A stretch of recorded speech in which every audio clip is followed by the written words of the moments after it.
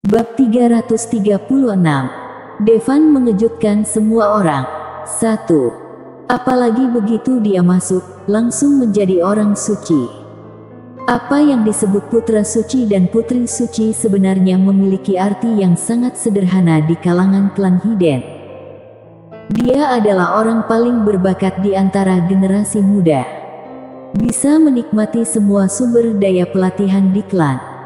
Dera sedikit mengernyitkan dahi. Tidak berbicara.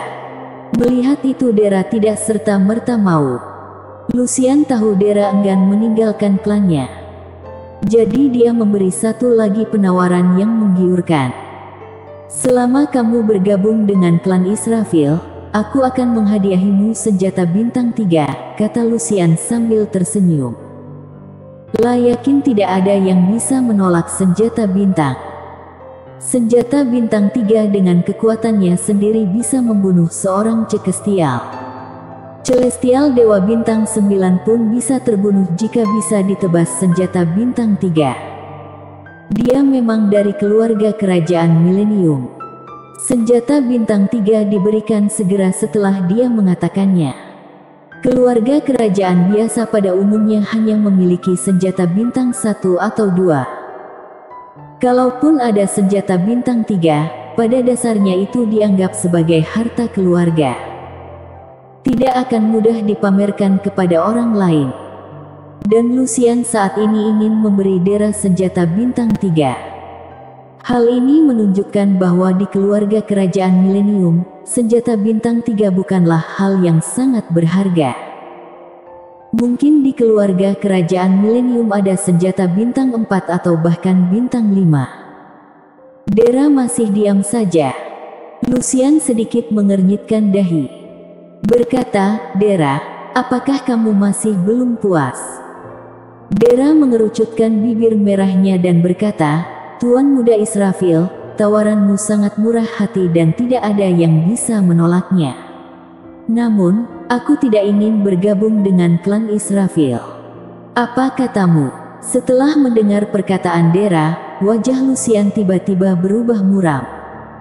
Menurutnya, ia sudah memberikan hadiah yang luar biasa kepada Dera dengan mengizinkannya bergabung dengan klan Israfil. Tapi dia menolak. Beraninya Dera menolak keluarga kerajaan milenium. Dalam sekejap, tekanan Celestial Omega bintang 2 Lucian ada pada Dera. Dera menjadi sedikit pucat. Saat ini, Devan segera mendatangi Dera, mendukung tubuh Dera yang terhuyung, mengerutkan kening dan berkata, bukankah sudah cukup jelas apa yang dikatakan kakak perempuanku? Dia tidak mau bergabung dengan klan Israfilmu. Kamu pikir kamu ini siapa? Apa kamu berhak bicara di sini? Lucian berteriak dengan menghina. Meski begitu, Devan juga sangat berbakat. Namun dia tidak berniat memasukkan Devan ke dalam klan Israfil. Lagi pula, semakin kuat klannya, semakin mereka menghargai keturunan. Mereka tidak akan dengan mudah memasukkan orang asing.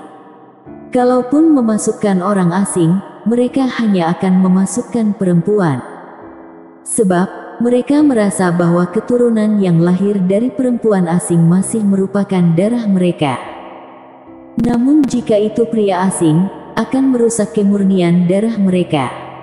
Oleh karena itu, meski bakat Devan lebih kuat dari Dera, tapi Lucian sama sekali tidak mempertimbangkan Devan. Alangkah baiknya jika dia tidak perlu membunuh Devan. Lalu kamu pikir kamu ini siapa?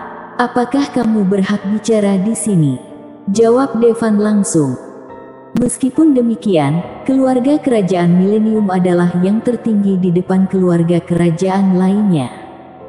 Tapi bagi Devan, mereka sama. Artinya, jangan main-main dengan Devan. Kalau tidak, dia akan mengalahkannya. Hahaha, siapa aku? Aku putra suci keluarga kerajaan milenium. Apakah kamu tahu keluarga kerajaan milenium? Aku rasa kamu tidak mengerti, kamu itu cuma sampah dunia, kata Lucian dengan nada mencemooh. Aku benar-benar tidak mengerti keluarga kerajaan milenium, dan aku terlalu malas untuk mencari tahu. Aku hanya tahu kalau kamu memaksa kakakku lagi, aku tidak akan segan padamu," ucap Devan dengan wajah dingin. Devan sangat menyayangi 9 kakak perempuan yang juga menyayanginya. Berani menyentuh kakak perempuannya, itu seperti membunuh orang tuanya. "Apa kamu menantang aku? Apa kamu layak? Kamu bilang aku memaksa Dera. Memangnya kenapa? Sekarang aku berubah pikiran, aku tidak ingin dia jadi putri suci klan Israfil. Tapi aku ingin dia jadi budak klan Israfil yang paling rendah." Dari tadi, Lucian tidak pernah menganggap serius Devan. Celestial Omega Bintang 2, di depan keluarga kerajaan biasa ini, pasti dapat dianggap sebagai yang terkuat. Namun, begitu dia selesai berbicara, Devan bergerak. "Adik, jangan main-main." Dera ingin menghentikan Devan. Lawannya adalah keluarga kerajaan Millennium. Dera bahkan tidak berani menyinggung perasaannya. Meski bakat Devan memang luar biasa, tapi pengalamannya masih terlalu sedikit. Tidak cukup untuk berurusan dengan keluarga kerajaan Millennium. Sayangnya, Devan sudah berada di depan Lucian. Dia mengulurkan tangan dan meraih leher Lucian. Sepertinya dia ingin mencekik lehernya. "Beraninya kamu, seekor semut menyerangku," teriak Lucian, lalu dia menamparkan Devan. Celestial Omega Bintang 2, pukulan biasa pun sudah luar biasa. Namun, menghadapi tamparan Lucian, Devan mengulurkan tangan dan meraih tangan Lucian. Saat berikutnya, diputar dengan kuat. Krak. Tangan Lucian tertekuk 90 derajat. Dipelintir oleh Devan. Semua orang melihat pemandangan di depan mereka dalam diam. Orang-orang hampir tidak bisa berkata-kata. Devan justru mematahkan tangan Celestial Omega Bintang 2. "Dasar bodoh, tanganku patah." Lucian mengumpat seolah dia tidak menyadari keseriusan masalah ini. Saat berikutnya, Devan menamparkan wajahnya. Devan meraih kerah bajunya dan terus menamparkan dengan telapak tangannya.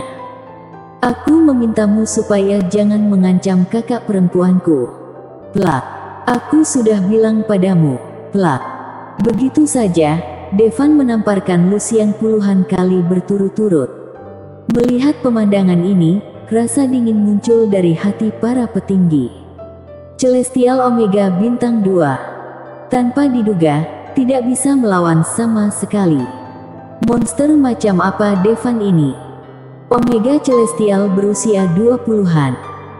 Melihat pemandangan tersebut, mata Dera pun terbelalak. Meski pada saat dia pergi, Devan sudah lebih kuat darinya. Tetapi ketika dia kembali ke klan, mereka sudah menghabiskan semua yang mereka miliki untuk melatih Dera. Hampir semua sumber daya pelatihan dikhususkan untuknya. Dia bisa menyerap darah binatang aneh kapanpun dia mau. Tapi, Dera masih kesulitan menembus Celestial Omega. Namun Devan justru dengan mudah mengalahkan Celestial Omega Bintang 2. Seperti yang diharapkan dari adik laki-lakiku. Dera sangat bersemangat. Devan melemparkan Lucian langsung ke tanah, meludah dan berkata, "Cuy, keluarga kerajaan Millennium hanya omong kosong. Jangan sampai anggota keluarga kerajaan Millennium main-main denganku, jika tidak, aku tidak keberatan dan akan menghancurkan seluruh klanmu." Mulut Lucian hancur dan semua giginya copot. Dia hampir tidak bisa mengeluarkan suara, tapi matanya dipenuhi kebencian. Lucian adalah kesayangan keluarga sejak dia masih kecil. Bersambung.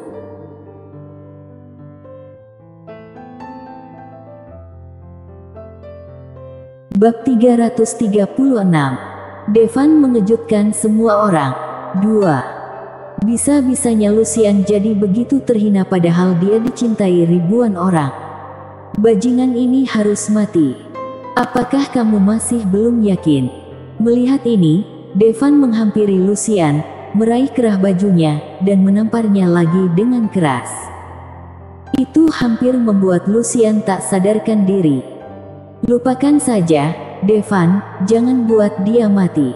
Lagi pula, dia adalah putra suci keluarga kerajaan Millennium. Jika dia sampai mati kamu pukuli, akan ada banyak masalah. Sebaiknya kita pergi saja untuk mengenang masa lalu, kita sudah lama tidak bertemu, kata Dera dengan lembut sambil mendatangi Devan. Baiklah, Kak. Devan melemparkan Lucian ke tanah lagi. Lalu, dia melirik ke semua keluarga kerajaan yang hadir. Sekelompok petinggi merasa kulit kepala mereka mati rasa.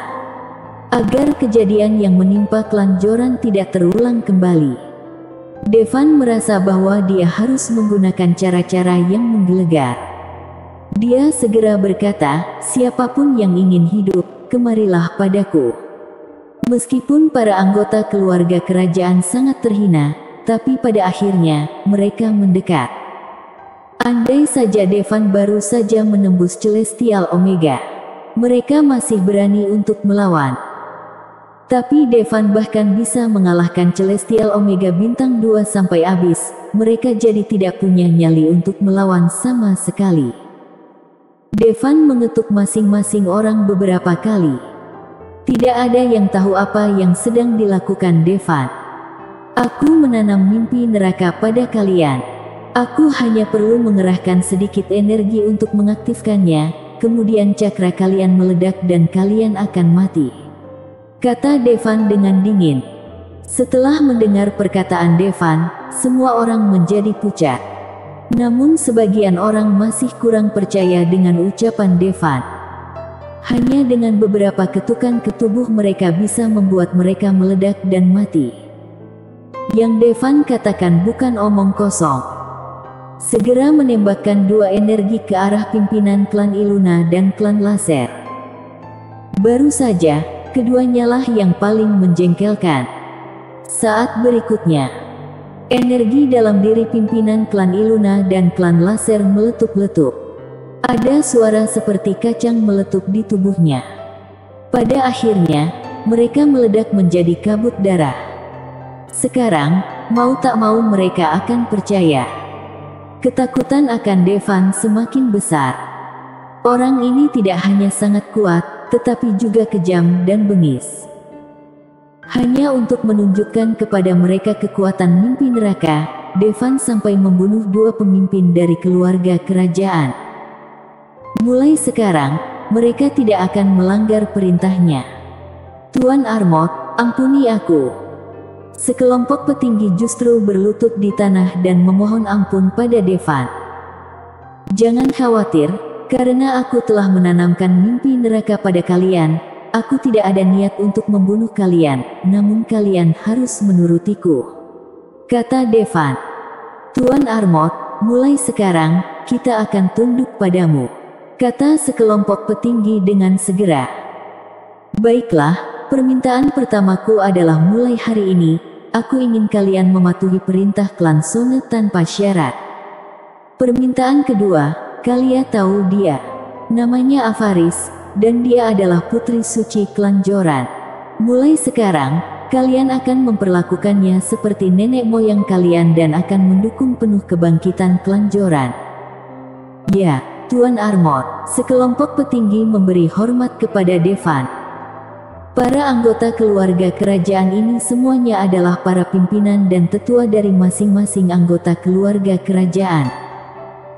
Kini, semua nyawa mereka ada di genggaman Devan, mana mungkin mereka menolak permintaannya. Mendengar kepatuhan para anggota keluarga kerajaan, Avaris benar-benar tercengang. Ketika dia datang, dia sudah memikirkan banyak kemungkinan terburuk. Hasil terburuknya adalah dia dikuburkan di sini bersama Devan. Hasil terbaik adalah bisa bertahan hidup. Tapi tidak pernah menyangka akan seperti ini.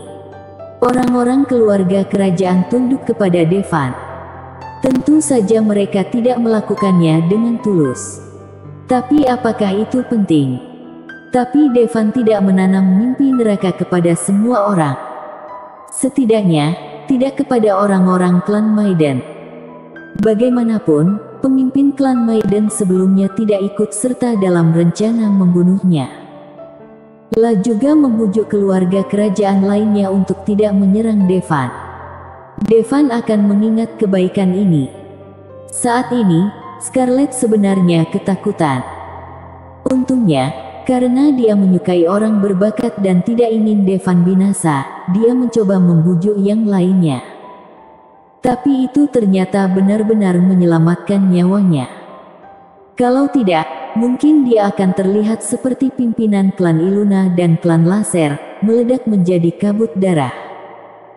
Meski teknik tubuh lunak dikenal punya pertahanan yang tak terkalahkan, namun cara yang dilakukan Devan adalah dengan membalikkan aliran cakra di dalam tubuh. Mungkin teknik tubuh lunak tidak akan mampu menahannya. Avaris, aku akan memberitahumu cara mengaktifkan mimpi neraka sebentar lagi. Jika kamu melihat salah satu dari orang-orang ini yang memberontak, ledakkan mereka, kata Devan kepada Avaris. Tubuh Avaris seakan mati rasa. Apa ini mimpi? Dia mencubit kulitnya sendiri dengan keras. Sakit. Jadi ini bukan mimpi. Tampaknya pilihannya benar. Saat dia memilih memihak Devan, itu sebenarnya sebuah pertaruhan. Sekarang sepertinya dia membuat taruhan yang tepat. Lucian, aku tahu setelah kamu kembali, kamu pasti akan balas dendam padaku. Aku tidak akan bersembunyi darimu. Aku akan menunggumu di klan Sone. Tapi aku akan mengatakan terus terang padamu. Jika anggota klan Israfil berani ke klan Sone, silakan saja. Aku akan bunuh satu persatu, sampai klan Israfil tidak lagi berani. Kata Devan pada Lucian, lalu langsung menggandeng tangan Dera dan berjalan keluar. Avaris melirik para petinggi yang pucat itu, lalu mengikuti Devan pergi. Mulai sekarang, nyawa para petinggi keluarga kerajaan ini ada di tangannya. Devan pergi, sekelompok petinggi terdiam lama. Setelah sekian lama, akhirnya ada yang berkata, apa kita benar-benar harus melakukan apa yang dikatakan anak itu? Apalagi yang bisa kamu lakukan jika kamu tidak melakukannya? Pernahkah kamu melihat nasib pimpinan Iluna dan Laser? Kalau tidak, kita bisa meminta bantuan keluarga kerajaan Milenium. Mungkin mereka bisa menemukan cara untuk menghilangkan mimpi neraka. Lupakan saja, keluarga kerajaan Milenium tidak akan peduli pada kita sama sekali. Lalu apa yang harus kita lakukan? Akankah kita dikendalikan selama sisa hidup kita? Sekelompok bangsawan terlihat sangat muram. Jangan terlalu khawatir. Selanjutnya klan Israfil pasti akan membalas dendam secara gila-gilaan padanya. Jika dia dibunuh oleh klan Israfil, maka kita akan menemukan cara untuk membunuh gadis klan Joran itu. Bagaimana? Tapi bagaimana kalau klan Israfil pun tidak bisa berbuat apa-apa padanya? Kalau begitu aku akan menjadi budaknya seumur hidupku. Saat aku bertemu dia lagi, aku akan berlutut dan memberi hormat padanya. Avaris masih tercengang sampai dia kembali ke klan Joran. Di mana Devan? Kenapa Devan tidak kembali? Melihat hanya Avaris yang kembali, wajah cantik Liora tiba-tiba dipenuhi kekhawatiran. Dia mengira Devan ditahan di keluarga kerajaan atau sudah dibunuh. Avaris tidak berkata apa-apa. Sebab, saat ini dia sama sekali tidak bisa berkata-kata. Gawat, pimpinan klan. Pada saat ini, seorang anggota klan datang melapor dengan ekspresi ketakutan. Ada apa? Ada banyak orang di luar, semuanya dari keluarga kerajaan. Osval langsung terkejut. Kemudian dia mengertakkan gigi dan berkata, segera beritahu semua orang dan bersiap untuk bertarung. Meski lawannya adalah keluarga kerajaan, klan Joran tidak akan pernah membiarkan mereka seenaknya. Tunggu sebentar. Pada saat ini, Avaris akhirnya berbicara dan berkata, biarkan mereka masuk. Tak lama kemudian, puluhan keluarga kerajaan tiba di aula pertemuan klan Joran. Kamu ketua klan Joran kan? Aku dari klan Nimora. Maaf sudah merepotkan kamu. Dua tetua klan Nimora memerintahkan anak buahnya untuk membawa banyak barang. Ada teknik bela diri, bahan obat, catatan pelatihan dan bahkan beberapa metode rahasia untuk menerobos. Hampir semua barang yang sangat berharga diberikan padanya. Osval benar-benar tercengang. Apa yang sedang terjadi? Bersambung.